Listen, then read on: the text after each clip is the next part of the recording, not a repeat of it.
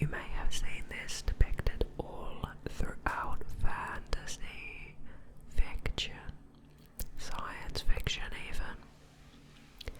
It really is an important and culturally impactful legend, and I hope that you enjoy your experience exploring the legend with me today. I'd like to invite you to relax. Feel free to get comfortable, to calm yourself, no matter what it is that you're doing. I hope that you can feel calm. Now, before we dive into the topic, I'll quickly remind you I do have a Patreon where you can watch my videos without YouTube advertisements if you'd like to support me that way. You do not have to, of course, whatever your preference is. Okay. A golem is an animated anthropomorphic being in Jewish folklore that is created entirely from inanimate matter, usually clay or mud.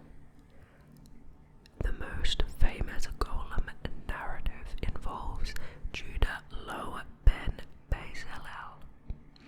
My apologies for pronunciation. I haven't been able to vet all of the nouns in this reading session today.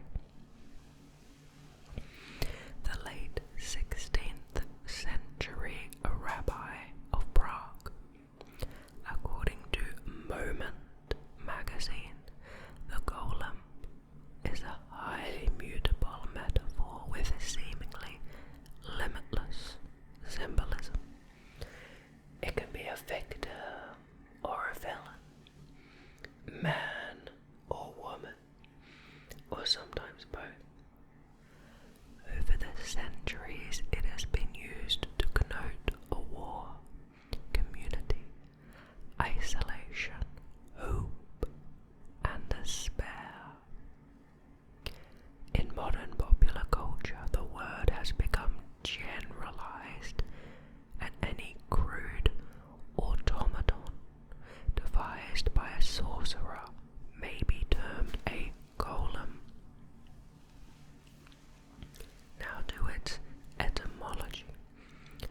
The word golem occurs in the Bible in Psalm 139, which uses the word golmi, my golem, my light form, or raw material, to connote the unfinished human before God's eyes.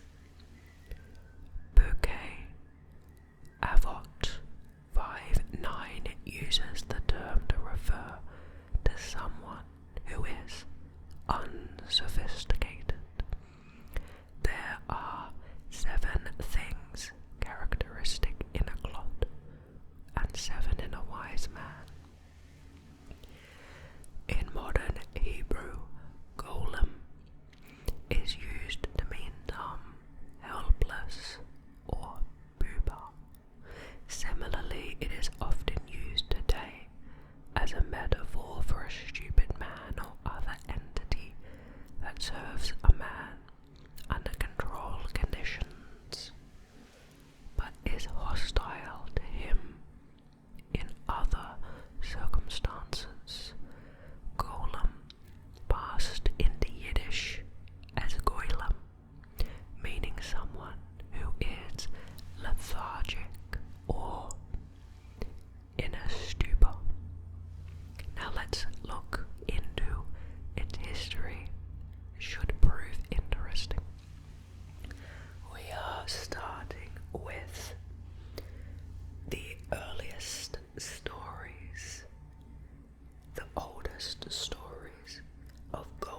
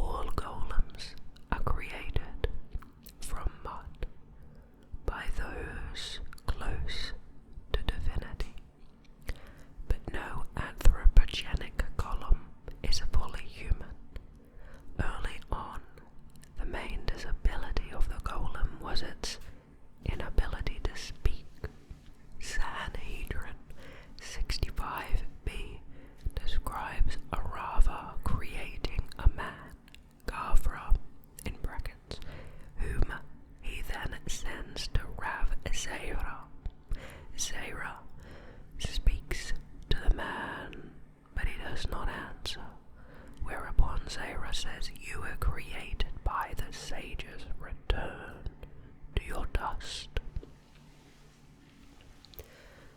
During the Middle Ages, passages from the Sefer Yetzirah were studied as a means to create and animate a golem, although little in the writings of Jewish mysticism supports this belief.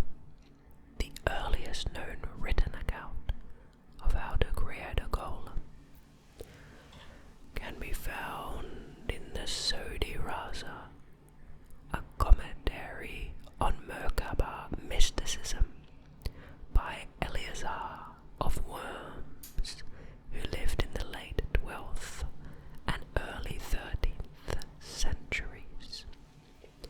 It is believed that golems could be activated by an ecstatic experience induced by the ritual of various letters of the Hebrew alphabet, forming one of the names of God.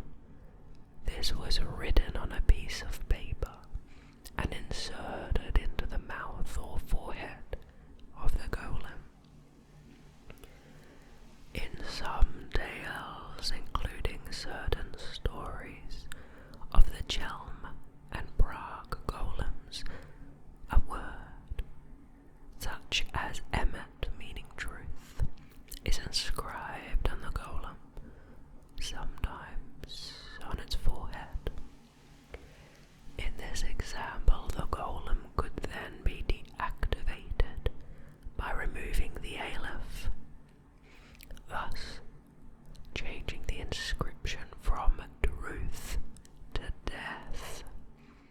Wow. One source credits Solomon ibn Gabriel, who lived in the 11th century, with creating a golem, possibly female, for household chores. A legend also existed claiming that Samuel of Speyer created a golem in the 12th century. Creating a golem for household chores is, I must admit, such an extra thing to do. In 1625, Joseph Solomon del Medico wrote that many legends of this sort are current, particularly in Germany. Now to the golem of Jel. The oldest description of the creation of a golem by a historical figure is included in a tradition connected to the Baal Shem folk healer named Elijah of Jelm, a Polish Kabbalist writing in about 1630 to 1650 reported the creation of a golem by Rabbi Eliyahu Thusli. And here's the quote: "And I have heard in a certain and explicit way from several respectable persons that one man close to our time, whose name is Eliyahu, the master of the name, who made a creature out of matter and form, and it performed hard work for him for a long period, and the name of Emet was hanging upon his neck until he finally removed it, for a certain reason, the name from his neck, and it turned to dust." This idea of creating a sort of creature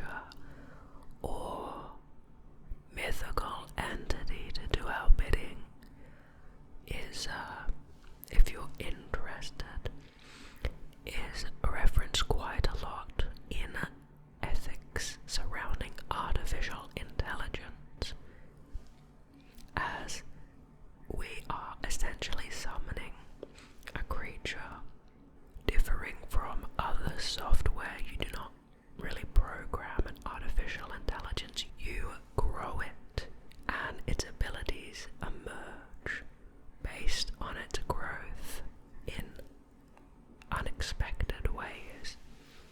And so places and people and ethicists that monitor artificial intelligence and its implications, like the Center for Humane Technology, have made some fairly pertinent and interesting metaphors using the Golem and comparing that to this strange, interactable, difficult to understand technology.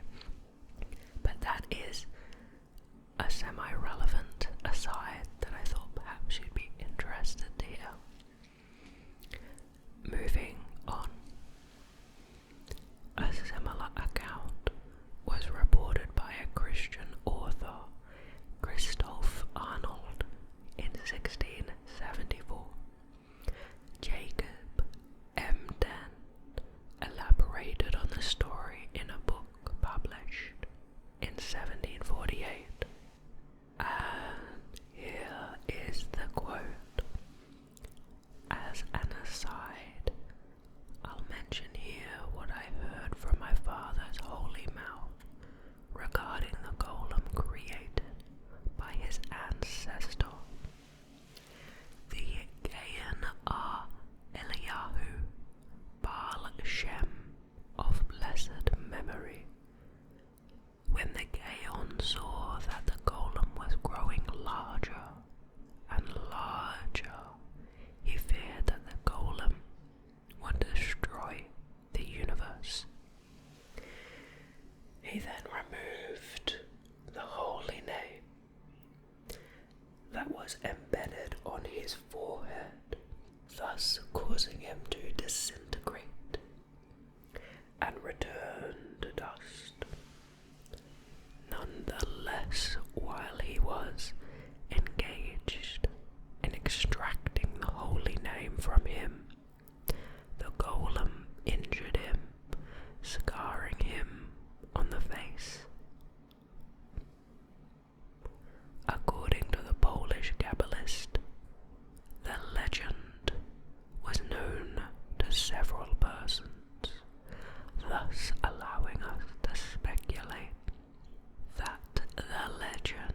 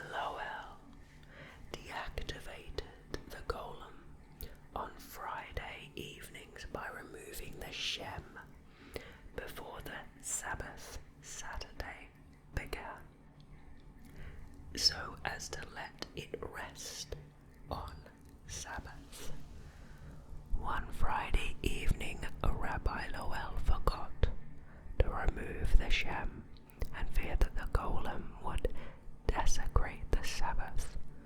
A different story tells of a golem that fell in love, and when rejected became the violent monster seen in most accounts. Some versions have the golem eventually going on a murderous rampage.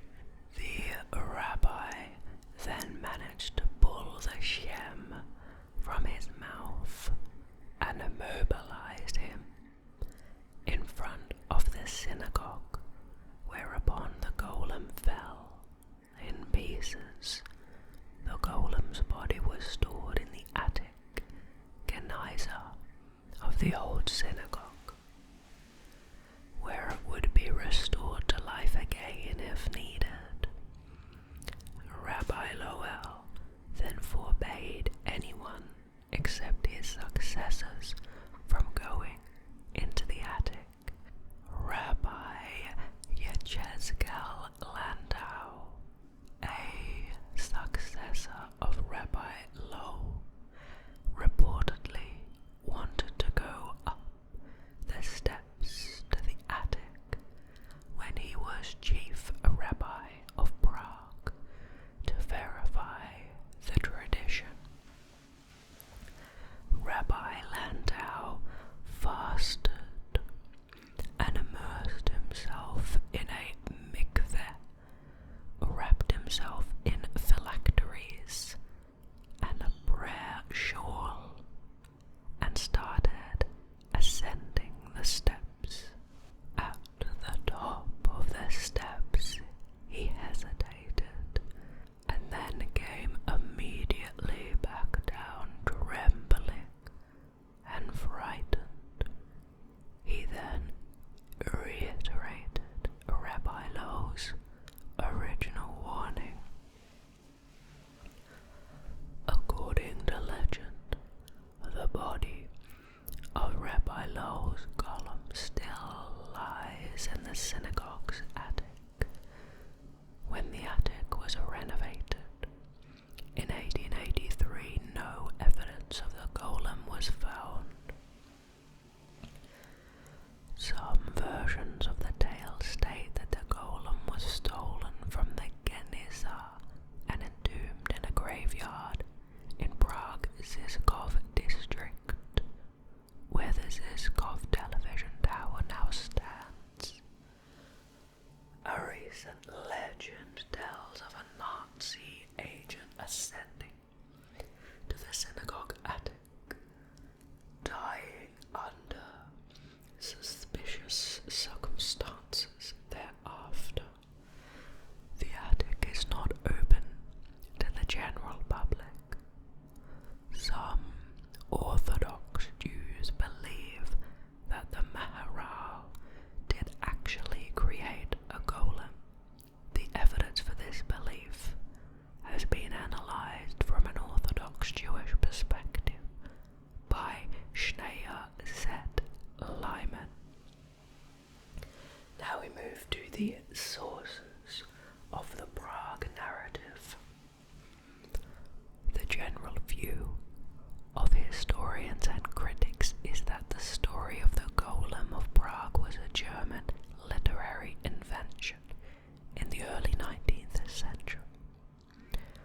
According to John Neubauer, the first writers of the Prague Golem were, in 1837, Berthold Olbach Spinoza, 1841, Gustav Philipson, De Golem in Legend,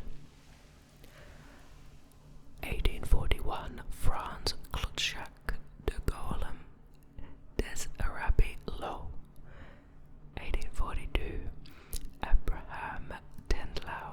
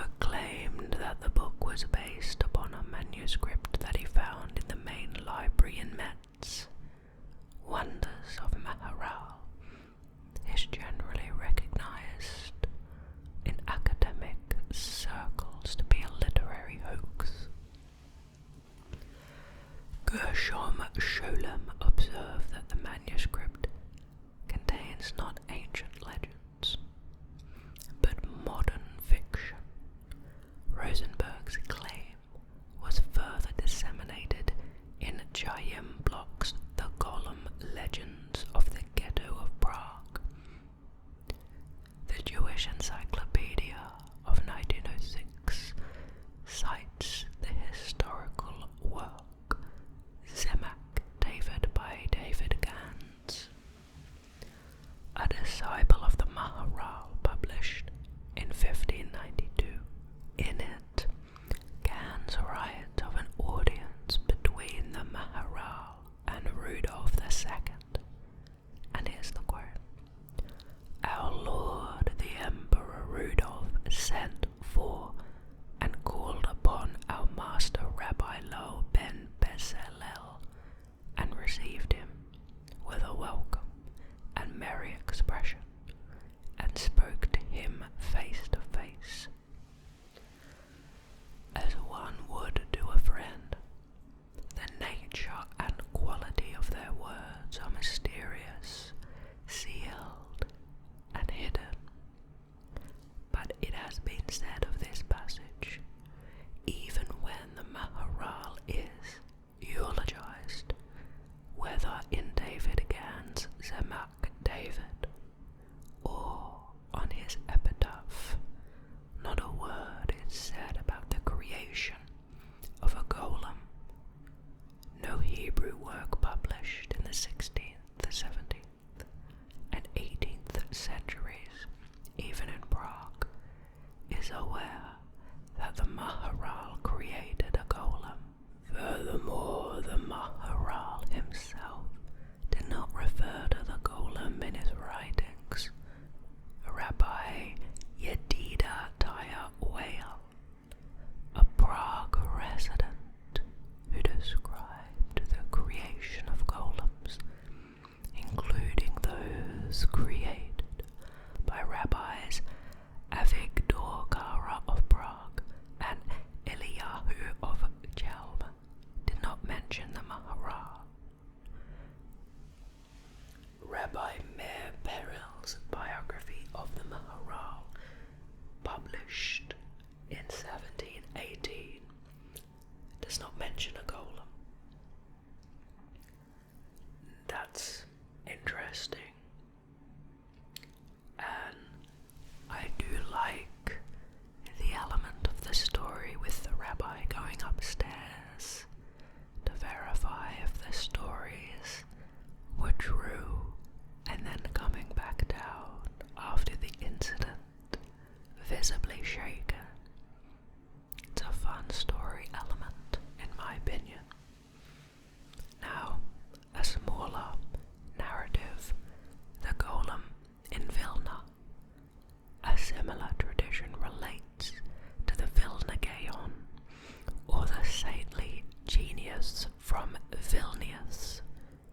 Rabbi Chaim Voluzin reported in an introduction to Sifra de Tsenuta that he once presented to his teacher. The Vilna Gaon, 10 different versions of a certain passage in the Sefer Yetzirah, and asked the Gaon to determine the correct text. The Gaon immediately identified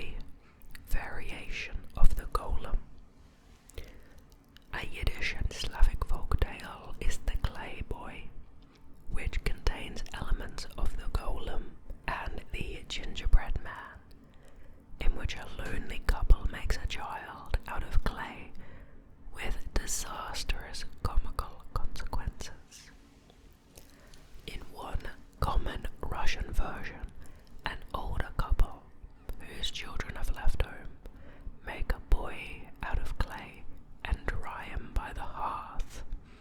The clay boy comes to life. At first, the couple is delighted and treats him like a real child.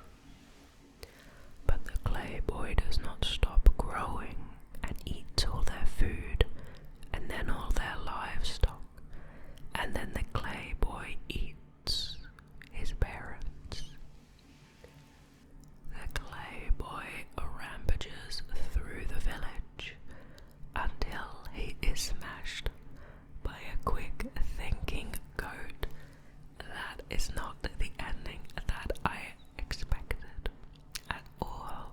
What a very strange ending to that story. Found it very interesting. And I found this read overall quite fascinating.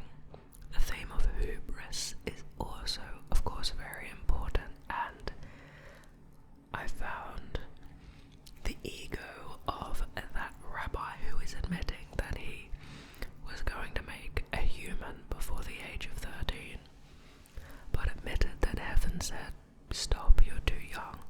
Very funny and interesting. And of course, I do not take these stories literally, though I definitely respect those who do.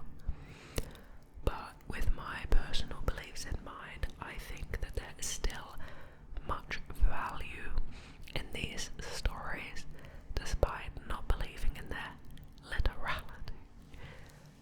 I think that the metaphors in the story quite valuable, namely the metaphor of ego and messing with things that you don't understand, and also the inadvertently dangerous things that may occur when ravenously seeking to power and going to lengths that perhaps you should reconsider. I find all of those themes very pertinent and the sort of things that one should keep on their mind, and so a story like this is very valuable to be retold and retold in different formats, in different ways, with different people, to keep our core virtues at the top of our mind, that we should be brave, that we should be selfless, that we should care about others and justice, that we should seek wisdom,